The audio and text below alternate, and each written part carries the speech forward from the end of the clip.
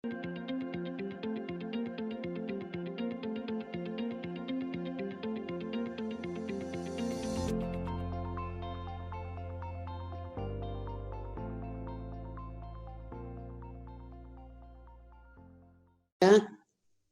diputada. Es solo una observación. Pudiéramos... ya llegó el licenciado, ¿no? Pero es solo para usted, no me tardo. ¿Pudiéramos tener las respuestas del licenciado Cartas de alguna forma posteriormente? Sí, yo es lo que le iba a solicitar, que nos la pudiera a lo mejor mandar un resumen de esto por escrito, que me parece muy importante para todas y todos. Son temas que todos estamos escuchando y que es necesario darle respuesta pues a quien lo pregunta.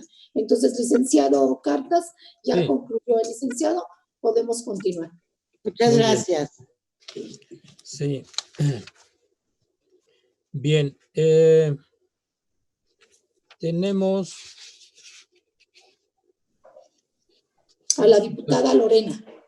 La diputada Lorena Jiménez. 1.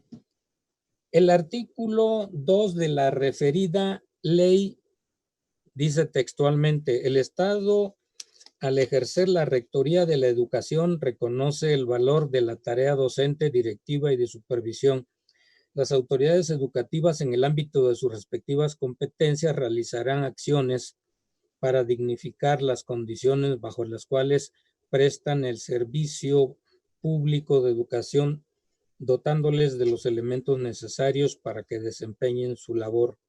¿Pueden listarnos las 10 acciones prioritarias que ha ejercido la SEP para dignificar las condiciones del servicio público de educación, y si es posible, en cuáles estados se manifiesta mayores avances? Con relación a este planteamiento, también no forma parte de las actividades de la unidad del sistema para la carrera de las maestras y los maestros. Seguramente, no sé, la Subsecretaría de Educación Básica pudiera tener la respuesta correspondiente. No tenemos nosotros elementos para dar alguna información al respecto. En el punto 2, dice: ¿cuándo empezarían a publicarse las convocatorias? Los profesores que participen y tengan arriba de 20 años de servicio y llegasen a resultar beneficiados, el incentivo se contaría para su jubilación cuando decida tramitarla. Duda que nos hacen llegar profesores de educación secundaria. Aquí, no sé, Ernesto, si tuvieras algún comentario. Básicamente, decirles que en términos generales los incentivos son reconocidos para los efectos que pregunta la diputada, y las convocatorias respectivas estarán en función de cuando se modifican las condiciones actuales, y en algunos casos en lo que nos autorice los programas la Secretaría de Hacienda y Crédito Público, ¿no? Ese sería mi comentario. Yo haría un agregado para la diputada Lorena en lo siguiente. En el programa, por ejemplo, de promoción horizontal, que es un incentivo previsto para los maestros de educación básica, en el propio programa está establecido que estos incentivos tendrán repercusiones para efectos de seguridad social, incluyendo lo relativo a lo de la jubilación. Ahí inclusive en la propia ley también está definido en estos términos. Así es que esos conceptos que la propia ley prevé que deben de considerarse para efectos de repercusión en lo relativo a seguridad social. Así, de esa manera se llevarán a cabo y desde luego se tomarán en cuenta para efectos de cuando algún maestro realice el trámite de su jubilación. Así está previsto en los casos correspondientes.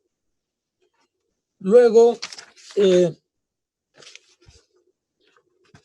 seguiría el punto 3. Nuevamente inquirimos sobre el avance en la aplicación del 15º transitorio.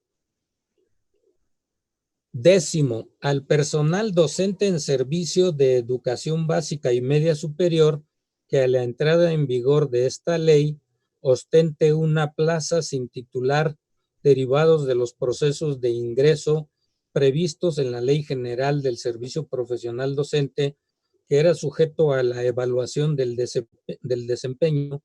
Además, cuente con una antigüedad de 6 meses y un día de servicio en ella, sin nota desfavorable en su expediente, y cumpla con el perfil correspondiente, se le expedirá el nombramiento definitivo en dicha plaza.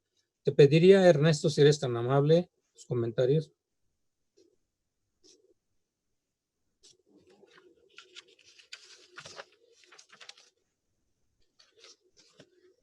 Ernesto. Ernesto, ¿escuchas, Ernesto? Tiene apagado su micrófono. Creo que se desconectó.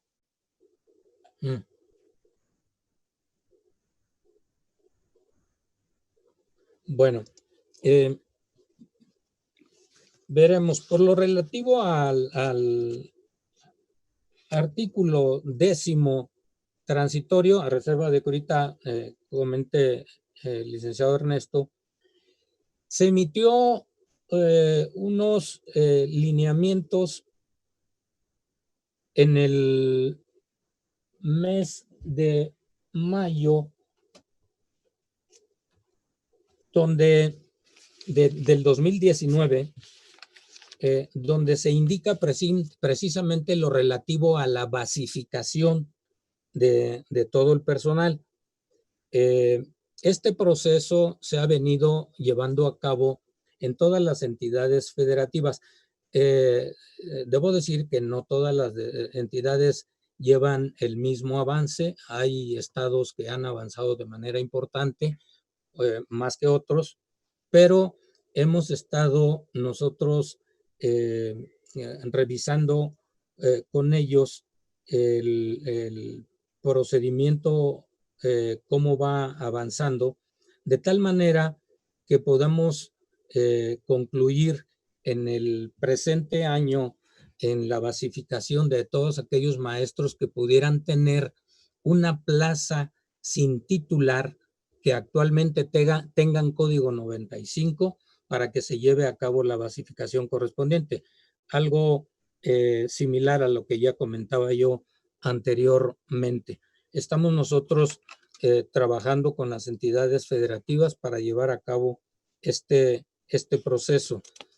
En lo relativo al 15º, aquí en el planteamiento de la diputada dice: el personal de educación básica y media superior que, derivado de su participación en los procesos de evaluación del desempeño, ciclos escolares 2016, 17, 17, 18 y 18, 19, obtuvieron un resultado que les permitía acceder a la promoción de horas adicionales, podrán obtenerlas durante el periodo establecido para ello, de conformidad con los criterios que para tal efecto emita la unidad del sistema de la carrera de las maestras y los maestros.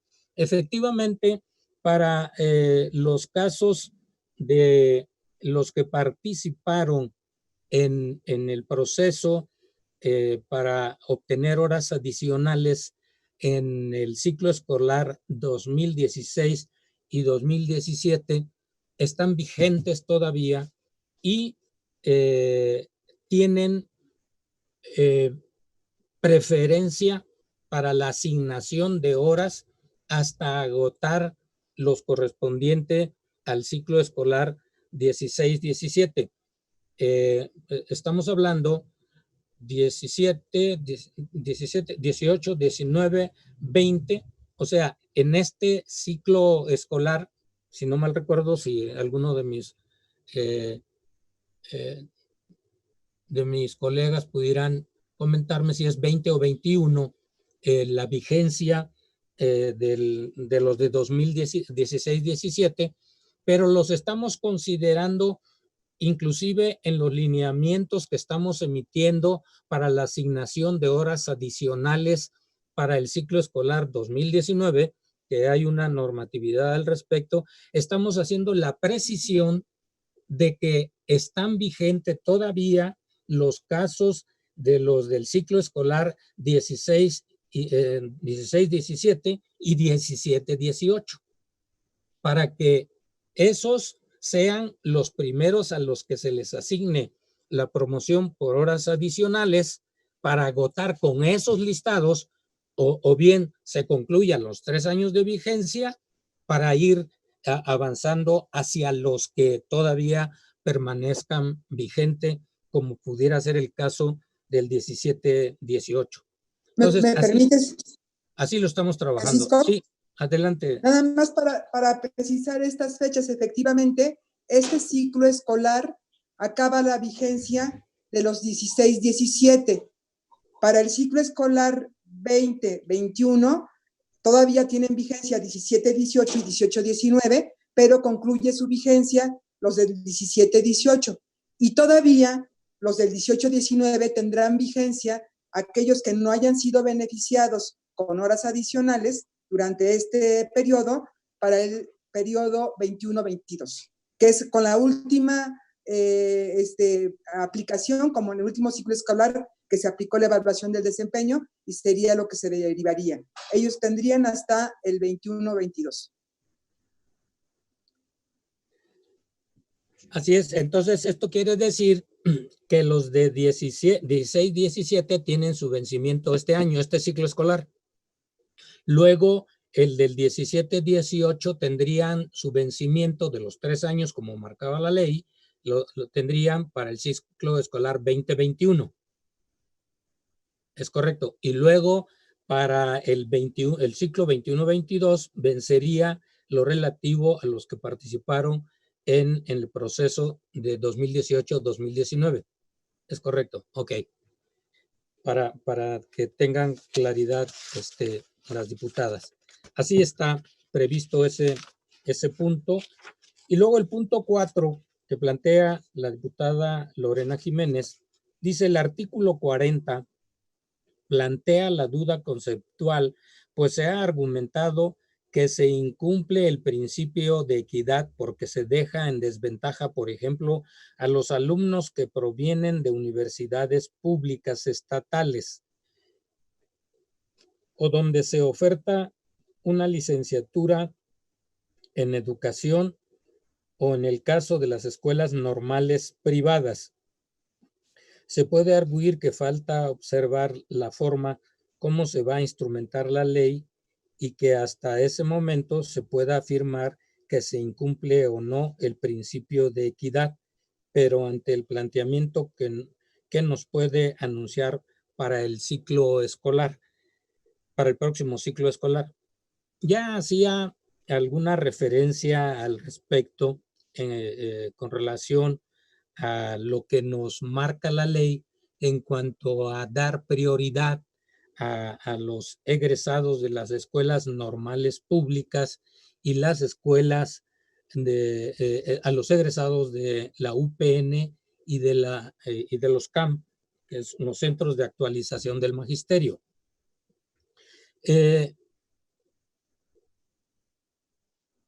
Comentaba yo que esta parte para el ingreso, ellos tienen la preferencia para ingresar y una vez agotado el listado correspondiente a estos egresados, se continuaría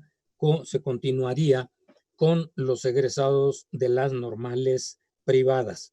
Ese es el procedimiento que se va a seguir para el ciclo escolar 2021, apegándonos a lo que nos marca la ley del sistema para la carrera de las maestras y los maestros. El punto 5, mecanismos de respuesta ante los numerosos casos de interrogantes de los maestros en los estados. Nosotros, por ejemplo, hemos presentado decenas de casos que siguen el proceso de SEP y luego enviados a la SEP estatal. Han considerado un área específica para llevar un seguimiento y resolución de los casos. Te pediría, Julio, si eres tan amable. Sí, contador. De este tema, en verdad sí hemos recibido diversos planteamientos. Lo que hacemos cuando es ámbito de competencia de la UCICAM, se le da respuesta directamente, y cuando tenemos que ir hacia las autoridades educativas, se lo hacemos a través de un documento oficial, de un oficio, solicitándoles la respuesta.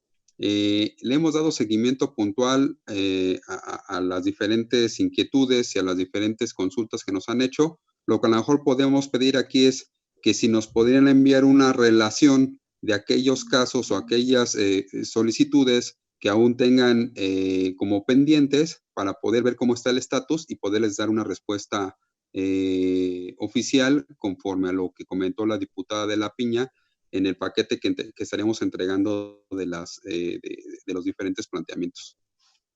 Sí, yo haría un agregado y cambiaría un poco el planteamiento.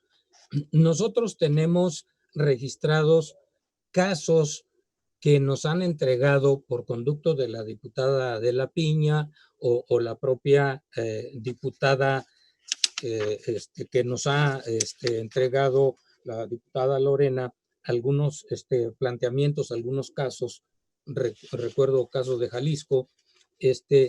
Vamos a hacer una revisión de estos documentos que nos han entregado, para que, Julio, te pediría que identifiquemos estos documentos para ver cuál es el avance y cuál es el trámite que le ha dado la autoridad educativa en la entidad educativa correspondiente.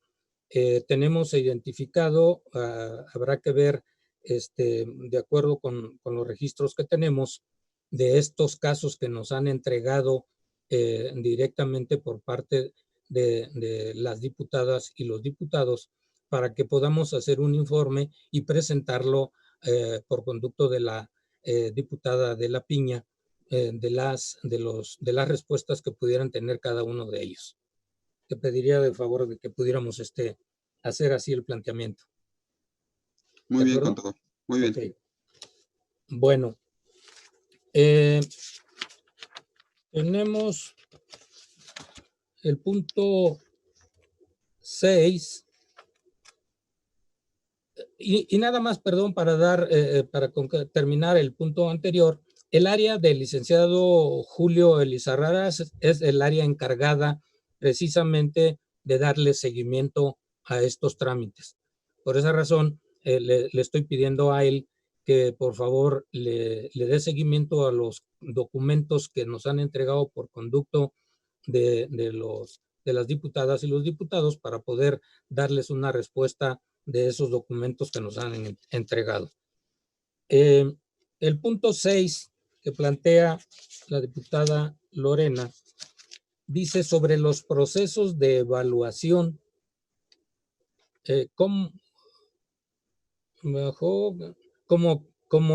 Dice, ¿bajo qué mecanismo se transparentarán los procesos de evaluación?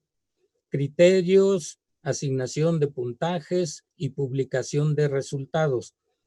¿De qué manera podrá el maestro participante en la evaluación contrastar sus respuestas con las respuestas consideradas correctas y tener absoluta certeza de la confiabilidad de los resultados?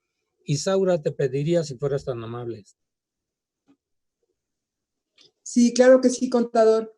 En la parte como responsabilidad que tenemos desde la UCICAM es de cada uno de los procesos de selección que se realicen, tenemos elementos multifactoriales que se ponderan de diferente manera. Los elementos multifactoriales que podemos tener los requisitos, los factores que tienen cierta ponderación y aquellos que pertenecen al sistema de apreciación de conocimientos y aptitudes, donde comprenden algunas de las etapas, que pueden ser entrevistas, los propios exámenes. Eso lo tenemos dentro de los procesos de selección. Como responsabilidad de la unidad del sistema, en el artículo 14, en la fracción 16, en la fracción 18, se determina que es la unidad quien publicará los criterios bajo los cuales serán ordenadas las listas de resultados. Y esto, para algunos de los procesos incluso, existe ahí un proceso tripartita, donde se presentan primero y después se hacen públicos para que estén a disposición los globales, los resultados globales y los resultados individuales para cada uno de los participantes. Y eso está establecido a partir de la publicación de estos criterios para el ordenamiento de las listas de resultados. Bien, ahí agregaría que en el caso en la plataforma que tiene la unidad, ahí se van a publicar los resultados generales que se obtengan. Cada uno de los participantes podrá ingresar al sistema para que con la clave que se le proporcione pueda solamente él ver los resultados que le corresponden. Esos no van a ser públicos, esos se van a respetar para que el maestro pueda entrar al sistema por medio de la contraseña que se le proporciona y podrá ver cómo, cuáles fueron los resultados ya específicos de cada uno de los multifactores en la que integran el proceso de admisión. Entonces, así es como está previsto. Bien. Pasaríamos a los puntos que plantea el diputado Juan Pablo Sánchez Rodríguez. El punto 1 dice: se presentarán los nombramientos anuales de los docentes eventuales sin que se corte un mes y se queden sin pago en la segunda quincena de julio y primera de agosto. Esa es una primera pregunta. Bueno, los nombramientos que se otorgan por tiempo fijo, que cada una de las entidades federativas formulan a los maestros, por lo regular, lo que hacen es que cuando se les da se les asigna una plaza por tiempo fijo, lo limitan al término del ciclo escolar. Entonces, ahí vence el contrato correspondiente y hasta ahí es la fecha en que cobran. Es decir, aquel que tenga un nombramiento, no sé, abierto, vamos a decir, en el que participa o que participó en el ciclo escolar que está por concluir, el propio sistema de pago tiene un control en el sentido de que aquellos maestros que cumplen con ciertos requisitos de tiempo para la impartición de cursos frente a grupo, determina si le corresponde o no le corresponde el pago correspondiente al periodo del receso escolar. No es el mismo caso para aquellos que tienen un nombramiento por tiempo fijo. No olvidemos que el nombramiento por tiempo fijo tiene un vencimiento el contrato o el nombramiento.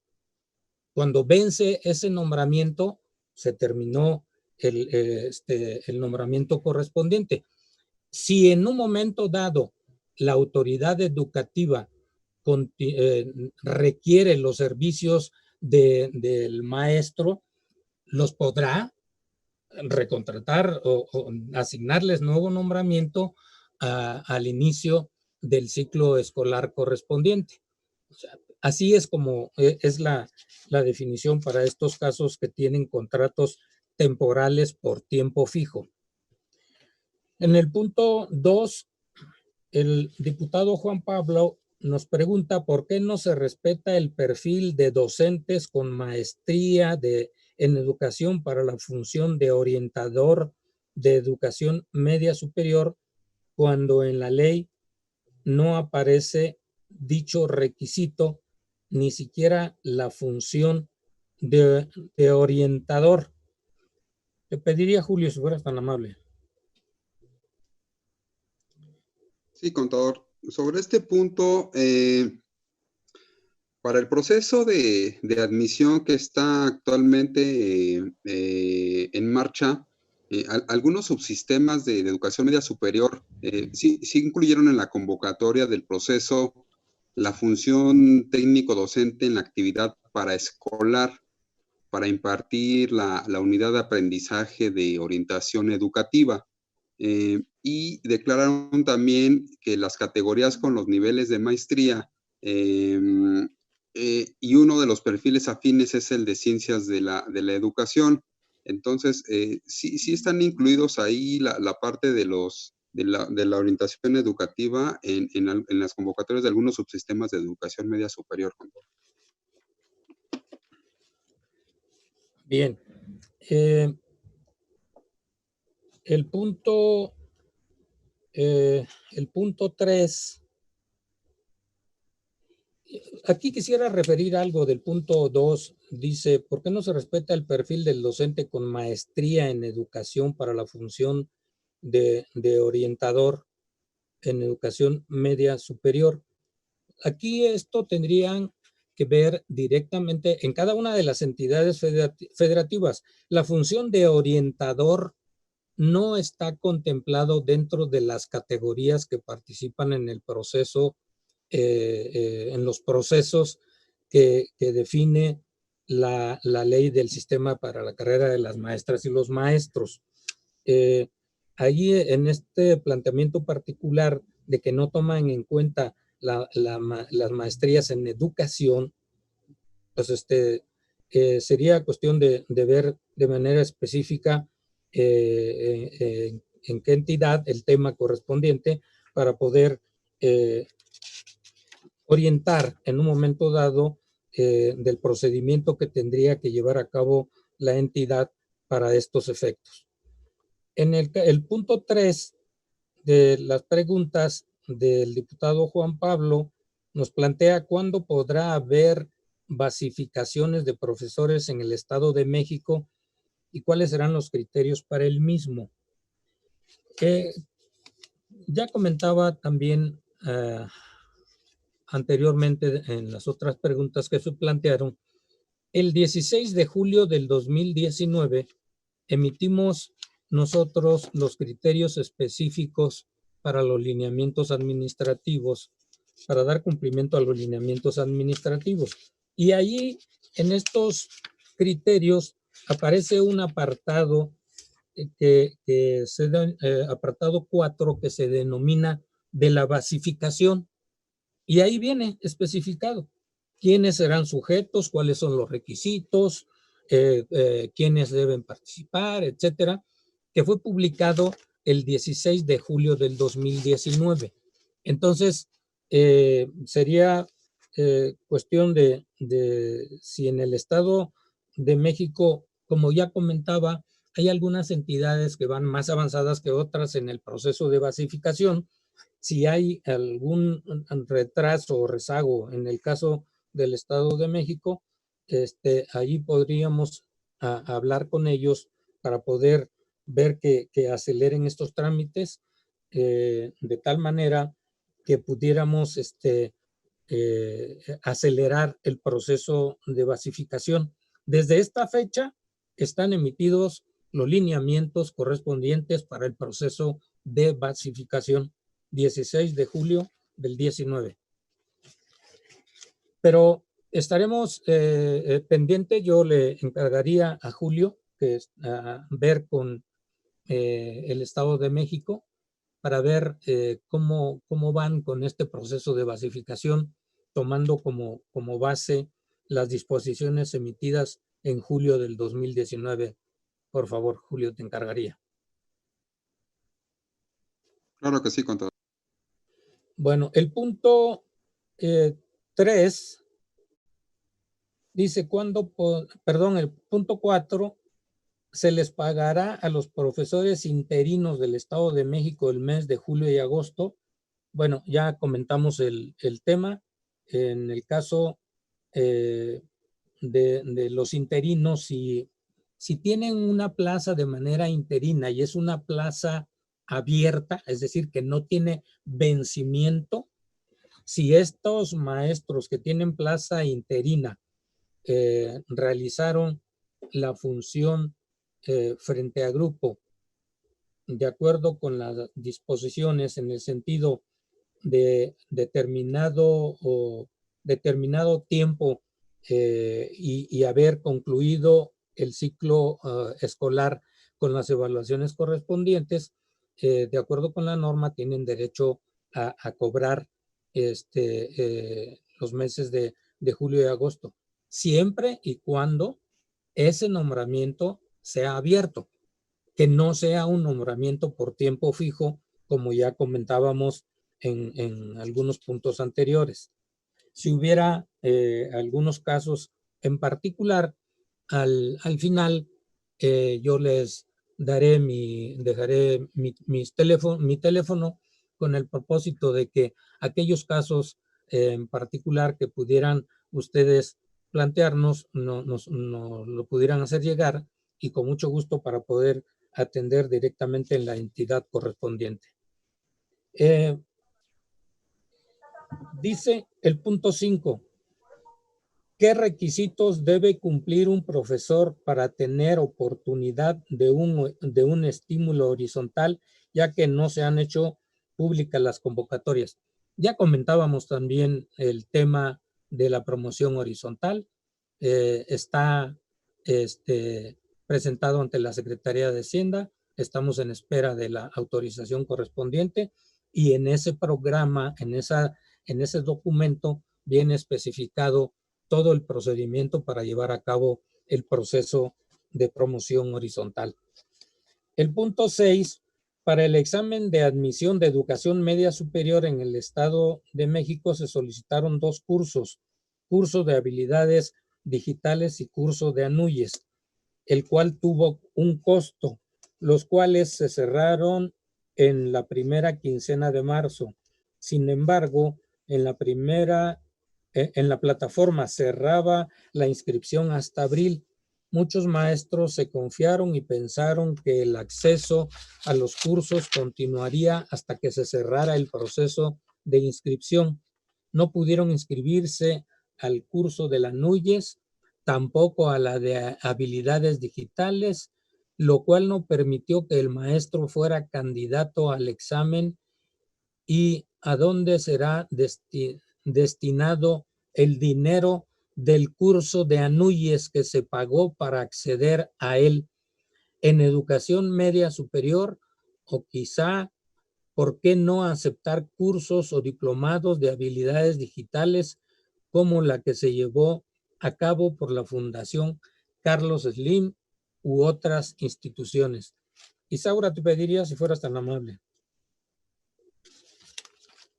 Sí, en el establecimiento de los requisitos de los elementos multifactoriales en educación media superior, las autoridades educativas de educación media, tanto las federales y los organismos descentralizados y ahora sí que la educación media estatal, se estuvieron trabajando con ellos desde la previsión y tener los perfiles con los que tiene perfiles profesionales docentes y los criterios y los indicadores. Y en la determinación del proceso es una decisión de la autoridad educativa de media poner un requisito, y el requisito que pusieron fue, entre ellos, fue el de tomar este curso y el otro curso que también las autoridades educativas de media consiguieron con esta fundación que ustedes nombraron como parte de los elementos multifactoriales a considerar, adicionalmente a lo del sistema de apreciación que tiene que ver con los instrumentos de opción múltiple. En este sentido, la información que se dio a los participantes para hacer todo el proceso de preregistro y posteriormente el registro, donde se da toda la evidencia documental, pues fueron fechas que se determinaron en el proceso y se fueron comunicando. Aquí la parte no podría contestarles a dónde se destinará, es un curso que la Núñez fue quien lo impartió y yo no les podría decir para dónde se destinará el recurso, seguramente a la Núñez se tendría que preguntar. Y en el caso de considerar que pudiéramos revisar otras opciones como el curso de Carlos Slim, seguramente es algo que comentaremos con el subsecretario de Media para que ellos también lo puedan tener considerado para lo que viene. No, el tiempo que se les dio a los participantes fue el mismo y ahí los que están participando para este proceso, efectivamente, como es requisito, tendrían que haber concluido ambos cursos para poder tener la acreditación correspondiente, que es parte de los multifactores que están determinados para el proceso de admisión en el caso de Media. Pero me parece que es una inquietud que vamos a compartir con el subsecretario de Educación Media Superior para que también pues tengan ahí en el contexto desde la definición de las disposiciones generales y específicas, donde ahí está descrito desde ese momento qué es lo que tenía que hacer el participante que quisiera ingresar al servicio público educativo en media superior. Muy bien, gracias, Isaura. Esos serían los puntos planteados por el diputado Juan Pablo Sánchez Rodríguez. Pasaríamos a los puntos que plantea el diputado Asael Santiago Chepi. El primer punto se refiere, dice, la Ley General del Sistema para la Carrera de las Maestras y los Maestros fijó un periodo de armonización de los gobiernos para los gobiernos estatales dentro del plazo establecido en el artículo 8º transitorio del decreto por el que se reforman, adicionan y derogan diversas disposiciones de los artículos 3º, 31 y 73 de la Constitución en materia educativa, publicado en el Diario Oficial de la Federación el 15 de mayo de 2019, lo que asumiríamos que el 15 de mayo de 2020 sería el plazo para este proceso. ¿Nos podría indicar cómo se encuentra este proceso, sobre todo en el estado de Oaxaca? ¿Cuál es el acompañamiento para que los legisladores locales puedan contemplar los ordenamientos federales establecidos, estableciendo las particularidades locales, estatales y regionales? Así también, esta primera parte. Diputado Asael, en realidad esta parte jurídica lo lleva el área precisamente en la unidad jurídica de la Secretaría. No tenemos nosotros en la unidad el registro de cuál es el avance en el caso de las cámaras de diputados locales en cuanto a la armonización de sus leyes. Esto no tenemos nosotros el registro y no estaría yo en condiciones de poderle dar esta información. Por la otra parte, así también establece que en un plazo no mayor a 180 días, la Secretaría de Educación Pública emitirá el manual de organización de la unidad del sistema. ¿Nos puede indicar el estatus de la emisión de esta normativa? Está emitido formulado ya el manual de organización general de la unidad del sistema para la carrera de las maestras y los maestros. Este documento ya tuvo la validación de la Secretaría de la Función Pública y se encuentra en estos momentos en el área jurídica, en la unidad jurídica de la Secretaría, ya para su publicación y su emisión cuando así se determine. O sea, ya está formulado, ya está elaborado el documento, ya está dada la aprobación de las instancias correspondientes y estamos nada más en espera de la publicación del documento. Por lo que se refiere, dice, conforme el calendario anual de los procesos de selección para la admisión, la promoción y el reconocimiento del sistema para la carrera de las maestras y maestros 2020, ¿cómo se están implementando los procesos de admisión, promoción y reconocimiento ante los ajustes de la pandemia de COVID-19? Ya hicimos los comentarios correspondientes, los que se están llevando a cabo de manera remota y lo que se encuentra y lo que está suspendido temporalmente, que son aquellas acciones de carácter presencial. Continúa el diputado Asael, dice, en el estado de Oaxaca, por su conformación sociocultural, tiene más de 4,000 escuelas de educación indígena en los niveles de educación inicial, preescolar, primaria, secundarias, comunitarias, centros de integración social y brigadas indígenas, con una cobertura de cerca de 200,000 estudiantes, impartiendo los planes y programas de estudio con pleno respeto a la diversidad pluricultural y plurilingüe. Con base en la necesidad de este servicio educativo, se tienen más de 1,000 plazas docentes en las que no han tenido ocupación desde 2015. Con relación a este planteamiento que formula el diputado Asael, nosotros tomamos nota para preguntar, consultar a la entidad, a Oaxaca, a las autoridades educativas del estado de Oaxaca, para ver, se nos hace un poco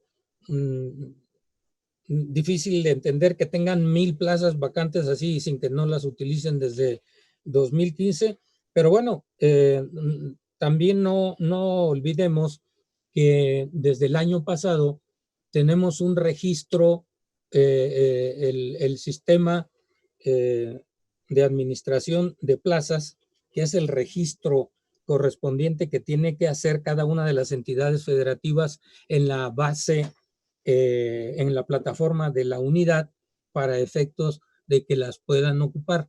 Vamos a consultar, vamos a preguntar al Estado para ver si efectivamente tienen disponible estas 1,000 plazas que menciona el diputado. Nosotros no tenemos conocimiento de ellas. Por otro lado, nos plantea, dice, actualmente muchos de sus maestras y maestros se encuentran frente a grupo con una beca proporcionada por la Estrategia Nacional de Iniciación a la Docencia en el medio indígena. Sin embargo, son estudiantes de bachillerato que se les proporciona iniciación a la docencia en sus comunidades de origen, sin estudios para ser un profesional en la educación. Por todo lo anterior, preguntaría, ¿cuál es el proceso previsto para garantizar el proceso a la educación de esta población a través de proporcionar certeza laboral a maestras y maestros hablantes de la lengua indígena prevaleciente en la escuela? Son 3 preguntas, iríamos comentando cada una. Dice, ¿cuál es el proceso previsto para garantizar el acceso a la educación de esta población a través de proporcionar certeza laboral? Esta parte la está manejando la Dirección General de Educación Indígena. No tenemos nosotros la información de cómo va la instrumentación de este programa. Esperaremos tener alguna información consultándola a ellos, o lo puede hacer directamente el maestro Asael. Nosotros con mucho gusto le proporcionaremos el nombre del titular y el teléfono, porque esta parte no corresponde tampoco a la unidad del sistema. En cuanto a la parte, dice, para proporcionar certeza laboral, desconocemos de qué manera están previendo la contratación de estos maestros. Este programa lo está manejando esta Dirección General de Educación Indígena y sería quien tendría la información correspondiente. El punto 2 indica en los procesos de selección cuál será el instrumento de valoración para los hablantes de lengua indígena y sus variantes dialectales, cumpliendo el principio pedagógico de que las niñas y niños construyen el conocimiento según la estructura cognitiva de su lengua. ¿Cuál será el instrumento de valoración? Te pediría, Isaura, si fueras tan amable. Y el instrumento de valoración es un instrumento que ha sido aplicado ya pues desde hace algunos años, construido por todas las instancias que pues han tenido experiencia no solamente en la evaluación, sino también con la población indígena y que se ha ido perfeccionando. Es un instrumento que sí se hace con las variantes, o sea que además de considerar la lengua, considera las variantes, se trabaja directamente con personas hablantes de indígena, quienes son los que los aplican en las entidades federativas, quienes han tenido también ya una experiencia importante, que son a los que llamamos aplicadores especializados en la lengua indígena, y el instrumento lo que mide son las habilidades lingüísticas, lo que es el escribir, el hablar, la comprensión lectora, al escuchar un texto, y la parte de lo que poder dialogar con el otro. Lo aplican, les decía yo, estos hablantes de lengua indígena que ya han venido participando en varios momentos, antes con la Coordinación Nacional y ahora con la unidad del sistema, y que se distribuye, se aplica de manera general primero en grupo y luego ya de manera individual con el diálogo que se tiene con ellos en la parte del instrumento. Es un instrumento que se ha probado, que tiene buenos resultados y que nos ayuda pues a identificar el nivel de dominio que tiene el participante en las 4 habilidades lingüísticas, dependiendo de su lengua y su variante. Hay el nivel 1, 2, 3 y 4, y a partir del nivel 2 es que los maestros pues pueden participar dando educación en su lengua. Muy bien, gracias, Isaura. El punto 3 dice, ante la promesa de contratación de los jóvenes, concluyan su proceso de iniciación. ¿Tú puedes seguir con esto y yo sin audífono o yo con audífono? ¿Qué tipo de plazas se les proporcionará? Se tiene contemplado un proceso de profesionalización de estos nuevos docentes en iniciación. Por lo que se refiere, ¿qué tipo de plazas sería la respuesta al primer punto? Tendríamos que ver con el programa que está manejando la Dirección General de Educación Indígena para efectos del tipo de contratación que tienen previsto para ellos. Luego continúa en sus planteamientos, el diputado Azael dice, a partir de la implementación del censo en el sector educativo a fin de federalizar las plazas de las maestras y los maestros que se encuentran activos en el servicio educativo público y posterior a ello la basificación de todas estas en el estado de Oaxaca, ¿nos podría indicar el avance y los pormenores de este proceso? Aquí nos habla a fin de federalizar las plazas de las maestras y los maestros. No sé si se refiere el diputado a un proceso como el caso de Michoacán, que no hasta el momento que yo conozca no está previsto para el caso de Oaxaca. Y luego dice que se encuentren activos en el servicio educativo público y posterior a ello la basificación de todas estas. En el estado de Oaxaca se estaba llevando a cabo, al igual que en las demás entidades federativas, el proceso de basificación.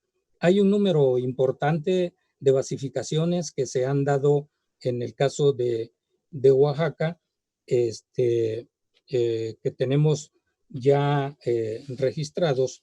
No sé si el licenciado Julio Elizarraras tendría el dato, pero ha habido avances en el caso del estado de Oaxaca en cuanto a la basificación de los maestros. Julio, ¿algún comentario? Sí, contador, en la parte de lo que se estuvo trabajando con la autoridad educativa de Oaxaca, en la parte se hizo toda la cuestión de la regularización de centros de trabajo de pago y además se hizo la normalización de los docentes.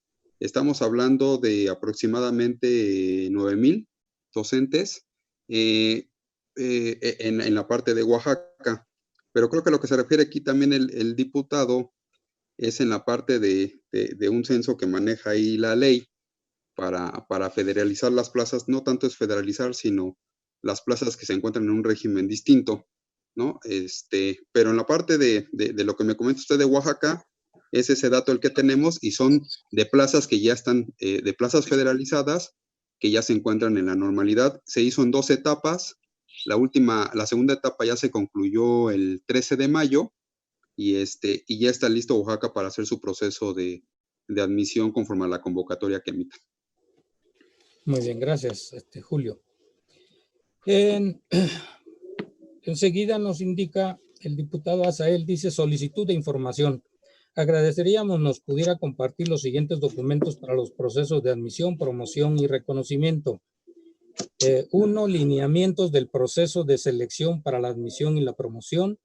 2. Perfiles profesionales, criterios e indicadores. 3. Lineamientos generales para el reconocimiento. 4. Convocatorias base para el proceso de admisión y promoción. Y 5. Disposiciones específicas. Julio, si quieres hacer el comentario, por favor. Sí, contador, todos estos documentos con gusto se los podemos enviar al diputado, a los que nos soliciten. Y es importante decir que en la página de internet de la unidad hay un apartado de compendio normativo. Viene dividido por los procesos de admisión, promoción, reconocimiento, compatibilidad de plaza, cambio de centro de trabajo, y ahí directamente se pueden descargar en archivos PDF toda la normatividad establecida y emitida por la unidad del sistema para la carrera de las maestras y los maestros. Pero con gusto podemos enviarle al correo que nos digan la información que nos está pidiendo.